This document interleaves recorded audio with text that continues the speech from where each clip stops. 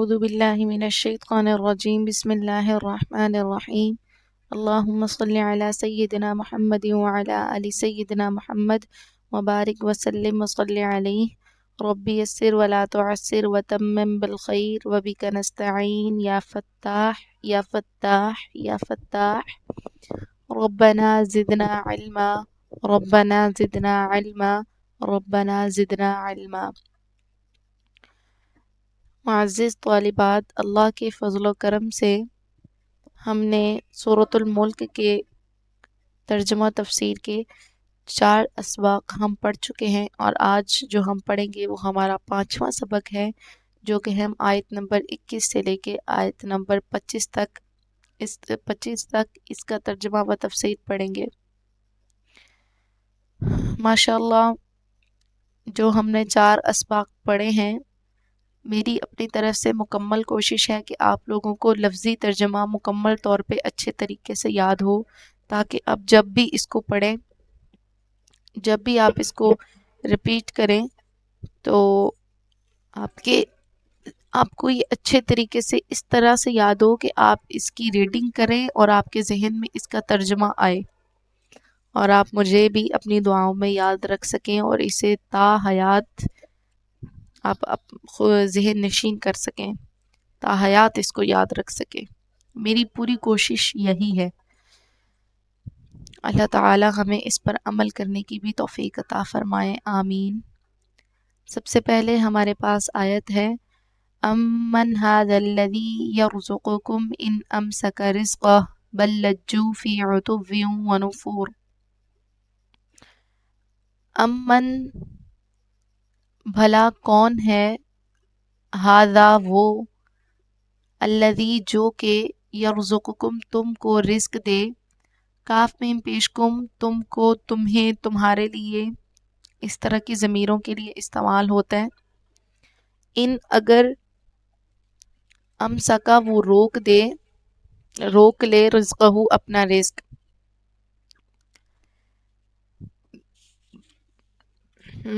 یعنی کہ اللہ تعالی جو تمہیں ماں کے پیٹ سے لے کے تا حیات زندگی تک رزق دے رہا ہے، ہر طرح سے، کسی نہ کسی وسیلے سے وہ دے رہا ہے، کسی نہ کسی واسطے سے دے رہا ہے۔ اللہ تعالیٰ نے فرمایا ہے کہ رزق انسان کے پیچھے اس طرح ہوتا ہے کہ جس طرح اس کے پیچھے موت ہے۔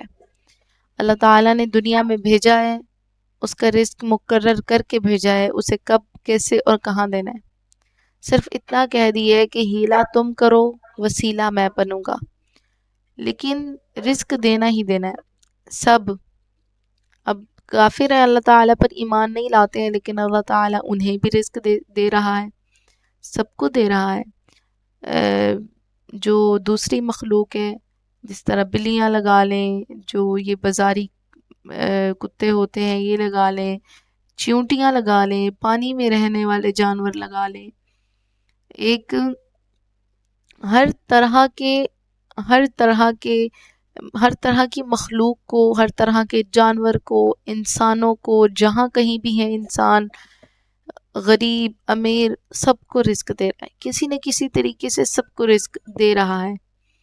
اگر اللہ تعالی اپنی طرف سے رزق دینا بند کر دے، کسی بھی انسان کا رزق دینا بند کر دے، تو کیا اس کے پاس کوئی اور ذریعہ ہے کہ وہ کسی سے مانگے؟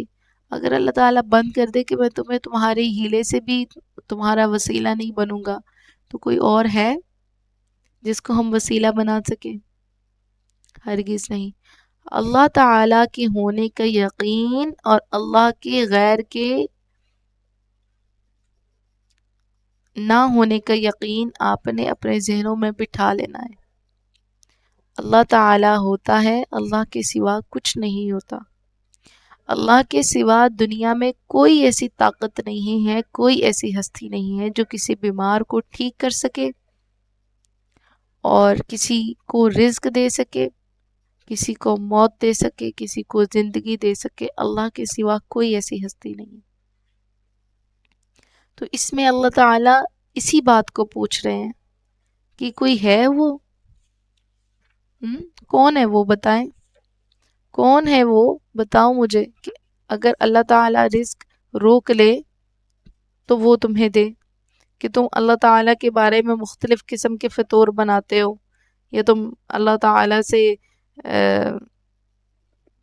ڈرتے نہیں ہو، اس کی عبادت نہیں کرتے ہو، اور اس کے بارے میں طرح طرح کے گمان رکھتے ہو، شرک کرتے ہو، بدعات کرتے ہو۔ اگر اللہ تعالیٰ صرف ایک چھوٹی سی چیز ہے، اگر اللہ تعالیٰ تمہیں رزق دینا ہی روک دے تو تم کیا کر لو گے؟ کس سے مانگو گے؟ بلکہ آگے بڑھتے ہیں، بلکہ لجو، وہ جمے ہوئے ہیں، ڈھیٹ ہیں، فی عتوٍ، سرکشی میں، ونفور، اور بھاگنے میں لگے ہوئے ہیں۔ وہ بلکہ لجو، وہ جمے ہوئے ہیں، فی عتوٍ، سرکشی میں، ونفور، اور بھاگنے میں۔ ان کو اس بات سے کوئی غرض نہیں ہے، وہ اپنی ہی سرکشی میں لگے ہوئے ہیں۔ کوئی کیا کر رہا ہے؟ آج کل لوگ اکثر کیا کرتے ہیں کہ میرے ذہن میں آج ایک چھوٹی سی بات آ رہی تھی کہ یہ لوگ اپنے آپ کو کیا سمجھتے ہیں انسان، حالانکہ انسان کچھ بھی نہیں ہے۔ جس طرح ہی ایک بچہ ہے، ماں کے پیٹ میں 9 مہینے پلا ہے، جس طرح ہی وہ پیدا ہوتا ہے اس کے گلے میں تعویذ ڈال دیے جاتے ہیں، اس کے لیے منتر پڑھے جاتے ہیں، پتہ نہیں کیا عجیب عجیب اس کے لیے وظائف کیے جاتے ہیں۔ ایک ہوتا ہے اپنے بچے کے لیے دم کرنا اس پر، ٹھیک ہے، آپ چاروں کل پڑھیں، سورۃ فاتحہ پڑھ کے دم کریں۔ آپ اللہ تعالیٰ نے فرمایا سورۃ فاتحہ پڑھیں، دم کریں اپنے بچے پر، اپنے کسی بیمار پر۔ بہت سی آیات ایسی احادیث، اللہ پر یقین کر کے پڑھنا۔ لیکن نہیں، میں دوسرے روح سے بات کر رہی ہوں کہ اپنے پیروں فقیروں پر یقین کر کے اس بچے کے گلے میں تعویذات ڈال رہے ہوتے ہیں۔ اصل میں آج میں نے ایک ایسی ویڈیو دیکھی تھی کہ جو پیدا ہوتے ہی بچے کے گلے میں تعویذ ڈال دیے گئے تھے، تو اس پر مجھے بات یاد آئی کہ کیا یہ اس چیز کو بھول گئے ہیں کہ اللہ تعالیٰ نے اسے ایک ماں کے ایک چھوٹے سے پیٹ میں، جس میں اور بھی بہت کچھ ہے، اس پیٹ میں اللہ تعالیٰ نے اس کو پالا ہے، اللہ تعالیٰ نے اس کو بنایا ہے، ٹھیک ہے، جو اللہ تعالیٰ اس کو وہاں پر رزق دے سکتا ہے، وہاں پر ہر چیز سے محفوظ رکھ سکتا ہے، ہر بیماری سے، ہر آفت سے، مصیبت سے، ہر طرح محفوظ رکھ سکتا ہے، اس کی ماں کو محفوظ رکھ سکتا ہے، اس کو محفوظ رکھ سکتا ہے، تو کیا اللہ تعالیٰ وہ ماں کے پیٹ کے باہر آ جانے سے محفوظ نہیں رکھ سکتا؟ سوچنے والی بات ہے نا۔ ان لوگوں کی عقلیں کدھر چلی گئی ہیں؟ ان لوگوں کے شعور کیوں کام نہیں کرتے ہیں؟ ایک ماں کے پیٹ میں وہ بالکل محفوظ ہے، سیف ہے، وہاں پر ان کو بالکل فکر نہیں ہے اس کی، لیکن جیسے ہی وہ پیدا ہوا ہے اس کے گلے میں تعویذ ڈال دی گئی۔ کیوں؟ اللہ تعالیٰ پر اتنا تو ہمیں بھروسہ ہونا چاہیے نا، ہمیں یقین ہونا چاہیے کہ جس نے ہمیں پیدا کیا ہے وہ ہمیں ہر بلا سے محفوظ رکھ سکتے ہیں۔ میں یہ نہیں کہہ رہی ہوں کہ آپ قرآن پاک کی صورتیں نہ پڑھیں، اس لیے میں سورۃ الملک کا کورس بھی اس لیے آپ کو کروا رہی ہوں کہ آپ اس کو پڑھیں، کیونکہ یہ قرآن ہے، یہ اللہ تعالیٰ نے خود ہمیں ایک کتاب دی ہے، لیکن اس کا غلط استعمال کرنا، یہ اور اس کے بارے میں بری رکھنا، ذہن میں برے خیالات رکھنا، یہ بالکل ٹھیک نہیں ہے کہ ہم اس کو 40 دن پڑھیں گے تو فلاں بندہ مر جائے گا، ہم اس آیت کو اس طرح کریں گے تو یہ ہو جائے گا، وہ ہو جائے گا۔ اللہ تعالیٰ کے سوا کچھ نہیں ہو سکتا، ٹھیک ہے؟ تو اللہ تعالیٰ ہمیں ایسے جو فطور آج کل چل رہے ہیں ان سے بچائیں۔ اگلی آیت ہے ہمارے پاس، افمن یمشی مکبا علی وجہہ اہدی امن یمشی سویا علی صراط مستقیم، افمن یمشی مکبا علی وجہہ اہدی امن یمشی سویا علی صراط مستقیم، افمن، کیا پس جو، یمشی، وہ چلتا ہے، افمن، پس کیا جو یمشی چلتا ہے مکبن گرتا ہوا علی وجہی اپنے چہرے پر اہدا زیادہ ہدایت یافتہ ہے، تو کیا وہ شخص جو اپنے منہ کے بل گھسٹ رہا ہو، ٹھیک ہے، یا منہ کے بل چل رہا ہو، چل اس کا چلتا بھی آپ کر سکتی ہیں، گھسٹنا بھی کر سکتی ہے، گھسٹ رہا ہو، ٹھیک ہے۔ افمن پس کیا جو یمشی چل رہا ہو یا چلتا ہے مکبن گرتا ہوا، مکبن گرتا ہوا یا گھسٹ رہا، ٹھیک ہے، مکبن گرتا ہوا علی وجہی اپنے چہرے پر اہدا زیادہ ہدایت یافتہ ہے، امن یا وہ شخص یمشی جو چلتا ہے سوین برابر یا سیدھا، برابر سیدھا، اعلیٰ صراط مستقیم سیدھے راستے پر، اعلیٰ کا ترجمہ ہے پر، ٹھیک ہے، صراطی کا ترجمہ ہے راستہ، مستقیم سیدھا، ٹھیک ہے۔ افمن پس کیا جو یمشی چلتا ہے مکبن گرتا ہوا علی وجہی اپنے چہرے پر اہدا زیادہ ہدایت یافتہ ہے، امن یا وہ شخص جو یمشی چلتا ہے سوین برابر سیدھا، اعلیٰ صراط مستقیم سیدھے راستے پر۔ اب اس آیت کا ترجمہ یا مطلب آپ ترجمے میں بھی سمجھ گئے ہوں گے، امید ہے مجھے، ماشاءاللہ بہت ذہین طالبات ہیں میرے پاس الحمدللہ۔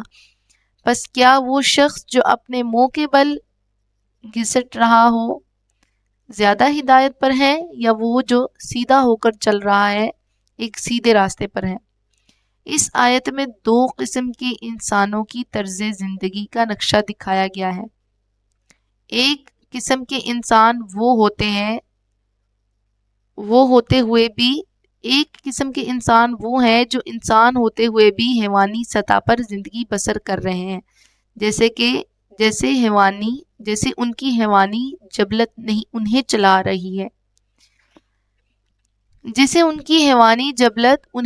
رہی ہے، بس اسی طرح وہ چلے جا رہے ہیں۔ بظاہر تو وہ اپنی زندگی کی منصوبہ بندیاں بھی کرتے ہیں، معاشی دوڑ دھوپ میں بھی سرگرم عمل رہتے ہیں، کھاتے پیتے بھی ہیں اور دوسری ضروریات بھی پوری کرتے ہیں، لیکن یہ سب کچھ وہ اپنے جبلی داعیات کے تحت کرتے ہیں۔ جبلی داعیات کی تعمیل و تکمیل کے علاوہ ان کے سامنے زندگی کا کوئی اور مقصد ہے ہی نہیں۔ ان لوگوں کی مثال ایسے ہے جیسے کوئی شخص فاصلہ طے کرنے کے لیے چوپایوں کی طرح اوندھا ہو کر منہ کے بل خود کو گھسیٹ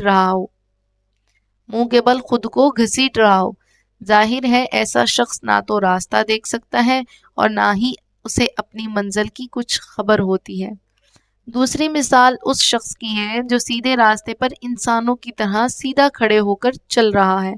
اس مثال کے مصداق وہ لوگ ہیں جنہوں نے اپنی منزل طے کر رکھی ہے، وہ طے شدہ منزل پر پہنچانے والے درست راستے کا تعین بھی کر چکے ہیں اور پوری یکسوئی کے ساتھ اس راستے پر اپنی منزل کی طرف رواں دواں ہیں۔ ظاہر ہے دنیا میں ان لوگوں کی منزل اقامت دین ہے، جبکہ آخرت کے حوالے سے وہ رضائے الہی کے حصول کے متمنا ہے۔ آیت زیر مطالعہ میں جو فلسفہ بیان ہوا ہے اس کی وضاحت قبل سورۃ الحج کی آیت 73 کے تحت بھی کی جا چکی ہے۔ اس فلسفے کا خلاصہ یہ ہے کہ جو چیز انسان کو حیوانات سے ممیز و ممتاز کرتی ہے وہ اس کا نظریہ اور اس کی سوچ ہے۔ گویا انسان حقیقت میں وہی ہے جس کا کوئی نظریہ ہو، کوئی آئیڈیل ہو، کوئی نصب العین ہو۔ سمجھ رہے ہیں؟ جو انسان کسی نظریے اور نصب العین کے بغیر زندگی گزار رہے ہیں وہ اللہ تعالیٰ کا فرمان اولئک کالانعام بل ہم اضل، سورۃ الاعراف کی آیت ہے 179 کے مصداق ہیں، یعنی وہ جانوروں سے بھی بدتر ہیں۔ ظاہر ہے جانوروں کو تو شعور کی اس سطح پر پیدا ہی نہیں کیا گیا کہ وہ اپنی زندگی کا کوئی نصب العین متعین کر سکیں۔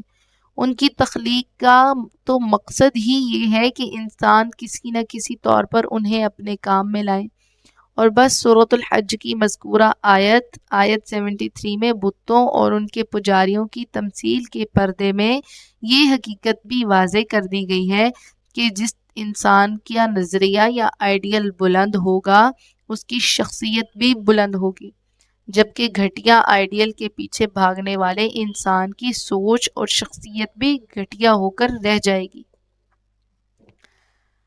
اب آئیڈیل سے لیتے ہیں کہ اللہ تعالیٰ نے ہمارے آئیڈیل بنا کے بھیجا حضور صلی اللہ علیہ وسلم کو، ان کی احادیث ہمارے لیے بنائی، سب سے بڑھ کے ان کی سیرت ہمارے لیے بنائی۔ جو انسان حضور صلی اللہ علیہ وسلم کی سیرت کو پڑھ لیتا ہے اس انسان کی پوری زندگی سنور جاتی ہے۔ پڑھنا اور اس پر عمل کرنا یہ دونوں لازم ہوتے ہیں، اور ان کو امپلیمنٹ کرنا اپنی زندگی میں۔ ایک چیز آپ نے پڑھی ہے، پھر اس کو آپ نے اپنی زندگی میں شامل کرنا ہے، کسی نہ کسی طریقے سے کہیں نہ کہیں آپ نے اس کو ضرور شامل کرنا ہے، پھر آپ کو اندازہ ہوگا کہ واقعتاً یہ چیز صحیح ہے یا غلط ہے۔ جب آپ صرف پڑھتے رہیں گے تب آپ کو اس چیز کا بالکل اندازہ نہیں ہوگا، آپ صرف مطالعہ کر رہے ہیں۔ جس طرح کہ ہم قرآن پاک حفظ کر رہے ہوتے ہیں، اس کے بہت سے فائدے ہیں، بہت سے وہ ثواب ہے اس کا یاد کرنے کا، حفظ کرنے کا، لیکن ترجمہ پڑھنے کے بھی بہت سے فائدے ہیں کہ آپ جو پڑھ رہے ہوتے ہیں آپ کے ذہن میں وہ چل رہا ہوتا ہے کہ واقعی ہم کیا پڑھ رہے ہیں، آپ کو پتہ ہوتا ہے، اندازہ ہوتا ہے، اس کا ترجمہ آپ کو یاد ہوتا ہے۔ تو یہ بات ہو رہی تھی کہ جو چیز ہم پڑھتے ہیں اس کو ہمیں اپنی زندگی میں شامل بھی کرنا چاہیے۔ اس طرح کے سیرت آپ پڑھیں، جو حضور صلی اللہ علیہ وسلم نے زندگی گزارنے کے طریقے دیے ہیں، جو طریقے مرد کو دیے ہیں، جو طریقے عورت کو دیے ہیں، ان طریقوں پر عمل کریں، اپنی زندگی میں لائیں، آپ کو اندازہ ہوگا کہ وہ کیسے ہیں، ٹھیک ہیں یا غلط ہیں۔ آج کل ہمارے بچوں نے تو یہ ڈرامے بنانے والے جو ایکٹرز ہوتے ہیں ان کو اپنا آئیڈیل مانا ہوا ہے، کسی کو کوئی پسند ہوتا ہے، کسی کو کوئی پسند ہوتا ہے، کسی کا کوئی کرش ہوتا ہے اور کوئی کسی کو پسند کرتا ہے۔ تو یہ چیزیں جو ہوتی ہیں نا یہ زندگی میں بہت ضروری ہیں۔ آج ہمارے چھوٹے بچے سے بھی پوچھ لیں تو بھئی آپ کا آئیڈیل کون ہے بیٹا، تو وہ کسی ایکٹریس کا ہی نام لے گا۔ اسے سکھایا ہو تو اسے اندازہ ہو نا کہ ہمارا آئیڈیل حضور صلی اللہ علیہ وسلم ہے۔ یہ ہے انسان کی حقیقت۔ اللہ تعالیٰ نے جو بنا کے بھیجا ہے، جس کو آئیڈیل بنا کے بھیجا، آپ اسے مانیں نا، آپ کس گھٹیا لوگوں کے پیچھے چل رہے ہیں۔ جب ہم ان کے پیچھے چلیں گے ہمارے بچے بھی ان کے پیچھے چلیں گے، پتہ چلے گا کہ بھئی ہم کیا کر رہے ہیں، ہماری زندگی کا کوئی مقصد ہی نہیں ہوگا۔ اللہ تعالیٰ نے ہمیں ایک مقصد کے لیے دنیا میں بھیجا ہے، کھانے، سونے اور بھاگنے دوڑنے کے لیے نہیں بھیجا۔ جب ہم اس مقصد پر پورا ہی نہیں اتریں گے، کسی پر ظلم ہو رہا ہوتا ہے ہم بولتے نہیں ہیں، کسی کے ساتھ زیادتی ہو رہی ہوتی ہے ہم چپ کر کے کھڑے ہوتے ہیں، ہمارے گھروں میں بھی آج کل زیادتیاں ہو رہی ہوتی ہیں، ہم کسی کے لیے نہیں بولتے۔ تو یہ چیزیں جو ہے نا زندگی میں بہت ضروری ہیں۔ اس سے واضح ہوتا ہے کہ آپ واقعی ہی مقصد کے لیے دنیا میں آئے گئے ہیں، جس سے صبح اٹھنا ہے، منہ دھونا ہے، نکلنا ہے، واپس آنا ہے، کھانا ہے، سو جانا ہے، بس یہ کام کرنا ہے۔ اس کی زندگی کا کیا مقصد ہے؟ وہ بھی بس ایک جانور کی طرح زندگی گزار رہا ہے۔ اللہ تعالی ہمیں اس پر عمل کرنے کی توفیق عطا فرمائے۔ جی اگلی ہمارے پاس آیت ہے 23۔ قل هو الذي انشأكم وجعل لكم السمع والابصار والافئدة قليلا ما تشکرون۔ قل فرما دیں، ہوا وہی، الذی وہ جس نے، انشأکم پیدا کیا تمہیں، وجعل اور اس نے بنائے، لکم تمہارے لیے، سمع کان، والابصار اور آنکھیں، والافئدہ اور دل، قلیلاً بہت کم ہے، بہت کم ما تشکرون جو تم شکر کرتے ہو۔ دوبارہ کر لیتے ہیں۔ قل آپ کہہ دیے یا کہہ دیجئے، ہوا وہی الذی جس نے انشأکم تمہیں پیدا کیا، وجعل اور بنائے لکم تمہارے لیے سمع کان، والابصار اور آنکھیں، والافئدۃ اور دل، قلیلاً بہت کم ہے، ما تشکرون جو شکر ادا کرتے ہیں۔ قل هو الذی ذرأکم فی الارض وإلیہ تحشرون۔ قل فرما دیں، ہوا وہی ہے الذی وہ جس نے ذرأکم تمہیں پھیلایا فی الارض زمین میں، وإلیہ اور اسی کی طرف تحشرون تم جمع کیے جاؤ گے، اکٹھے کیے جاؤ گے۔ قل هو الذی ذرأکم فی الارض وإلیہ تحشرون۔ قل کہہ دیجئے، هو الذی وہ وہی ہے الذی جس نے ذرأکم تمہیں پھیلایا فی الارض زمین میں، وإلیہ اور اس کی طرف تحشرون تم جمع کیے جاؤ گے۔ ہم ان دونوں آیات کا ترجمہ پڑھتے ہیں۔